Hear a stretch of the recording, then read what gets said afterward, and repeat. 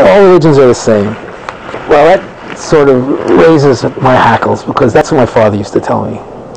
I still remember sitting around the table, and his favorite thing was, all religions are basically saying the same thing: be a good person. And I think at a certain level, most of us really believe that before we think seriously about religion. And I would put it this way: to a certain, what is the same about all religions? Yes, what's the same about them is that they all have ritual activities focused on the life cycle, on connecting communities to other sources of reality. At that level, yeah, they do similar things. They're functionally identical in the role they play in human life. But when you get into their essences, or to their real human realities, they're all different. Religions strive to create certain kinds of human beings. And yes, all religions try to create good human beings. But the definition of good is radically structured differently in many different traditions. So, trivially it's true that religions are pretty much identical, but the interesting thing about them is where they're different. And that's where the historical reality of these traditions lives. So for me, it's the differences that are most crucial. Yes, religions try to create moral beings, but morality is defined in radically different ways, and in light of different concerns, even within the history of a single tradition. So that's really the issue. How do things change? Why do certain ideas come to the surface? Why is one type of spiritual formation the vogue in Christianity in the 3rd century, and it changes by the 20th century in radically different ways? Those are the things that are interesting to me. So,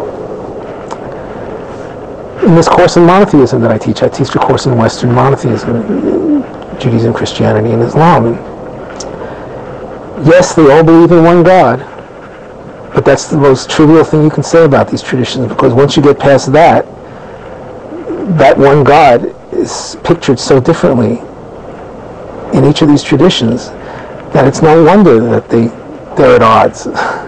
Because what changes, what is crucial, this is, I used to want to call my course in Judaism, Christianity, and Islam Monotheism and Mass Murder, but I never did. But I always wanted a title at that to get an enrollment. For me as a child, the question was, if people believe in the same God, why do they hate each other? It makes sense. If they believe in the same God, God created all of us, what's the reason for human hate? Well, now my statement is, people hate each other because they believe in the same God. In other words, the same God who loves this human community over against other human communities. This thing about monotheism in its Western form, what I call prophetic monotheism or elective monotheism, it's not that God exists. That's Greek monotheism. That's metaphysical monotheism. But for the monotheisms of the West, including Islam, Christianity, and Judaism, God doesn't really exist. He gives his love exclusively to this one rather than that one, and knowledge of him exclusively to this one rather than that one. And that's what makes these traditions so different and at odds with each other, because at stake is not God but us. And when it comes to who's better, us or you, it's clear.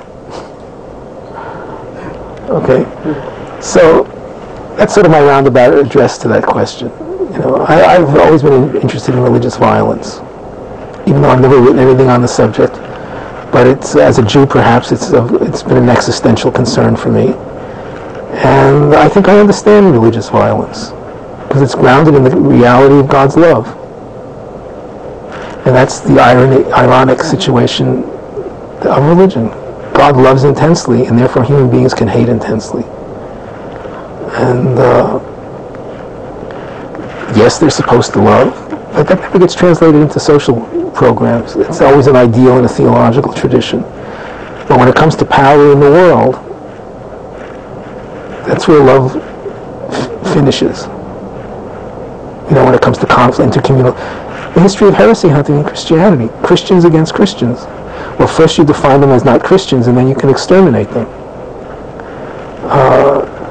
And you have to have the power to do the defining. So the theologians are in league with the civil authorities. So all this talk about love is fine at the level of individual lives, when it gets translated into social policy, love is partial, and love is defined by communal boundaries. And that's the sad reality of the history of Western religion, whether it's Judaic, Christian, or Islamic.